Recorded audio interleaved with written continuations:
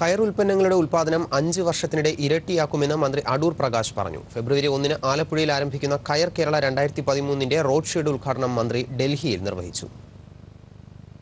സംസ്ഥാന സർക്കാർ സംഘടിപ്പിക്കുന്ന കയറിന്റെയും കയർ ഉൽപ്പന്നങ്ങളുടെയും ഏറ്റവും വലിയ പ്രദർശന വിപണന മേളയായ കയർ കേരളയുടെ 3ാമത്തെ എഡിഷൻ കയർ കേരള 2013 ഫെബ്രുവരി 1 മുതൽ 6 വരെ ആലപ്പുഴ EMS സ്റ്റേഡിയത്തിൽ നടക്കും. 60 രാജ്യങ്ങളിൽ നിന്ന് പ്രതിനിധികൾ എത്തുന്ന മേള ലോകത്തിലെ ഇത്തരത്തിലുള്ള ഏറ്റവും വലിയ മേളയായി മാറും. ഇതിനകം തന്നെ 200 കോടി രൂപയുടെ നേരിട്ടുള്ള വിൽപ്പനയ്ക്ക് 3ാമത്തെ കയർ കേരള ഒരുങ്ങിയിട്ടുണ്ട്. വളരുന്ന വിപണികളായ ദക്ഷിണാഫ്രിക്കയിലും ലാറ്റിൻ അമേരിക്കയിലുമാണ് ഇത്തവണ മേള ശ്രദ്ധ കേന്ദ്രീകരിക്കുന്നത്. മേളയിൽ 60 രാജ്യങ്ങളിൽ നിന്നായി 150 കമ്പനികൾ രജിസ്റ്റർ ചെയ്തു കഴിഞ്ഞു. കയർ ഉൽപ്പന്നങ്ങളുടെ ഉൽപ്പാദനം 5 വർഷത്തിനിടെ ഇരട്ടിയാക്കുമെന്ന് കയർ കേരളയുടെ ഭാഗമായി സംഘടിപ്പിച്ച റോഡ് ഷോ ഡൽഹിയിൽ ഉദ്ഘാടനം ചെയ്തുകൊണ്ട് മന്ത്രി അടൂർ പ്രകാശ് പറഞ്ഞു. The export of kayar products touched the figure of 1,050 crores in the year of 2011-12, as compared to the figure of 804 crores in the year 2010-11.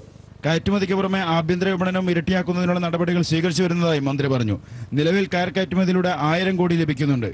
ഇത് 2500 കോടിയിലെത്തിക്കാനുള്ള നടപടികൾ സ്വീകരിക്കുമെന്നും മന്ത്രി പറഞ്ഞു. ജയ്ഹിന്ദ് ന്യൂസ്, ന്യൂഡൽഹി.